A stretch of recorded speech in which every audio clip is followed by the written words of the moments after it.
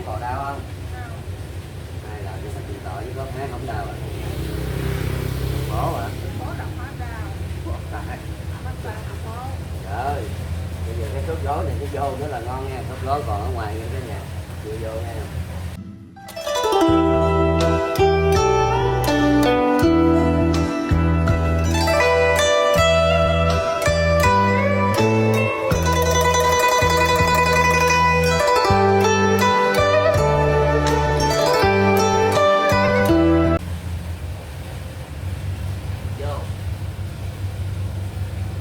Vô rửa cô Duyên.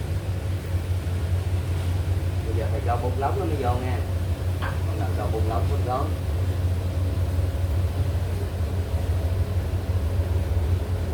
Vô. Rồi nó đứng rồi nó dội ra không. Giò này thường là nó ra nhiều giò này. Đúng rồi. Chị có đau không? Để thầy quay khúc gối cái nó cho nó vô nha. Quay nó ra khúc gối cái nó vô. Khớp gối của bà vô nó đóng. Đau không? Vô rồi. Rồi vô rồi.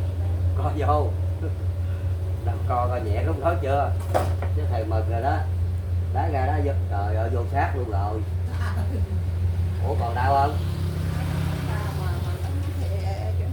Đâu? Rồi buông đi. Trước ngồi tầm ấm được, giờ ngồi tầm ấm được rồi đó.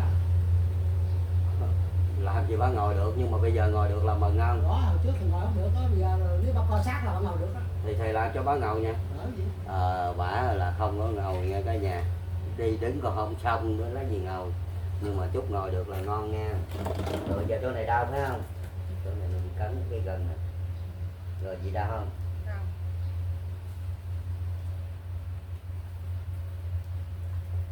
Hết rồi đó. Rồi bà ngồi xích ra chút coi.